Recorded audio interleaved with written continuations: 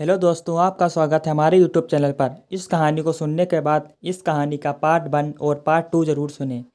चलिए शुरू करते हैं आज की कहानी।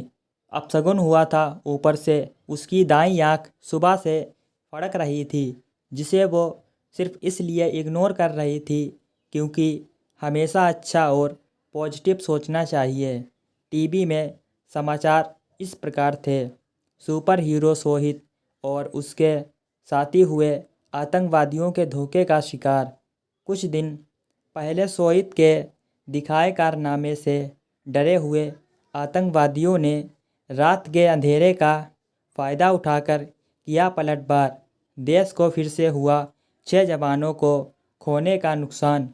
फिर से भारत माता के 6 पुत्र अब हमेशा के लिए सो गए हैं अपनी माँ के गोद में। 6 शहीद जवानों को पूरा देश देगा भावभीनी श्रद्धांजलि। शहीद जवान स्थित की जगह उनकी मां मेघा देवी को किया जाएगा सम्मानित। समाचार देखते देखते सीमा बेहोश हो गई और मां भी आंखों से आंसू बहाते हुए टीवी पर नज़र गड़ाए ना कुछ देख रही थी ना कुछ सुन रही थी, क्योंकि जो उसने सुना था उसके अलावा उसके सुनने लायक कोई बात नहीं थी दुनिया में। समाचार के शौकीन पड़ोसी लोग भी खबर सुनकर हमारे घर आने लगे थे। पीप पीप टिट टिट टिट एक गाड़ी हॉर्न दे देकर लगातार चल रही थी और एक मोबाइल जो बार बार रिंग हो रहा था। बस की सीट के नीचे की तरफ लटका हेडफोन और बैग के ऊपर रखा हुआ सिर, सब बस के स्लो मोशन चलने से उत्पन्न कंपन से काँप रहे थे और पसीने से भरा हुआ सोहित आंखों से आंसू बहा रहा था। फिर अचानक एक तेज ब्रेक से सोहित सीट से नीचे फिसल गया। बेइज्जती के डर से एकदम उठा और देखने लगा कि किसी ने उसे गिरते हुए देखा तो नहीं, वरना फिर से खिल्ली उड़ाने लगेंगे। शुक्र है सब मज़े से सो रहे थे। बस ड्राइवर जागा हुआ था। खिड़की से बाहर झांकते हुए उबासी लेकर सोहित झट से बैठ गया। हे प्रभु, ये सुपर हीरो बनने के सपने क्यों इतने तंग करते हैं मुझे।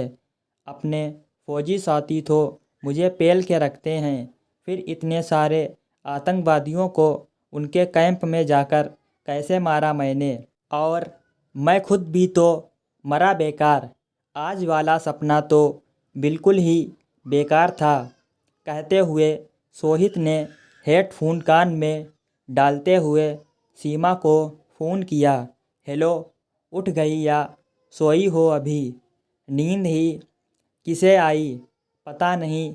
जब आपने आना होता है तो नींद कहाँ गायब हो जाती है, सीमा ने कहा। अरे लेकिन अभी तो सुबह के 5 बज रहे हैं। पूरे 3 घंटे हैं मेरे आने में, और बस की रफ्तार जैसी है उस हिसाब से तो 4 भी लग सकते हैं, सोहित ने कहा। आपके लिए नाश्ता भी तो पकाना है। मम्मी तो सुबह से ही किचन में खटपट करने लगी हैं। शायद कुछ स्पेशल बनाएंगे आज, सीमा ने कहा। चलो आराम से बनाओ, मैं भी आराम से आ रहा। और हाँ, घर आकर तुम्हें आज वाला सपना बताऊंगा। आज तो सपना मेरा इतना खतरनाक था कि जब उठा तो पूरी आंखें भीग गई थीं, सोहित ने कहा। ऐसा भी क्या देख लिया? चलो घर आकर बताना, मैं भी कुछ काम कर लेती हूँ, सीमा ने कहा। ओके बाय, सोहित ने कहा और फ़ोन काट के आंखें बंद कर लीं। बाकी सारे साथी सोए हुए थे। अब सोहित को नींद नहीं आ रही थी। वो उस अजीब सपने के बारे में सोच रहा था। माँ सही कहती हैं, मेरे सपनों पर बुक लिखी जा सकती है। एक बार फौजी से रिटायर्ड हो जाऊं, फिर लिखूंगा अपने सारे सपनों को। कहते हुए सोहित सोने की कोशिश करने लगा। बस के झटके और सफ़र, साथ में फिर एक नया सपना। सोहित की लाइफ तो नींद और सपनों में ही उलझ गई थी।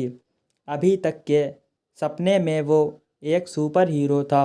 अगर नींद में देखेगा तो वो हमेशा सुपर हीरो सपने में ही रहेगा। असल ज़िंदगी में सुपर हीरो बनने के लिए खुली आँखों से सपने देखने पड़ते हैं और मेहनत करनी पड़ती है। खैर, सोहित को मेहनत करना पसंद था, लेकिन सिर्फ सपनों में। इसीलिए वो बिना मेहनत के जहां आंखें बंद करता वहीं सो जाता। दोस्तों, अगर आपको यह कहानी अच्छी लगी हो तो हमारे चैनल को सब्सक्राइब और इस कहानी को लाइक ज़रूर करें, और हमारे चैनल पर जाकर इस कहानी का पार्ट 1 और पार्ट 2 ज़रूर सुनें। चलिए मिलते हैं अगली एक और न्यू कहानी में।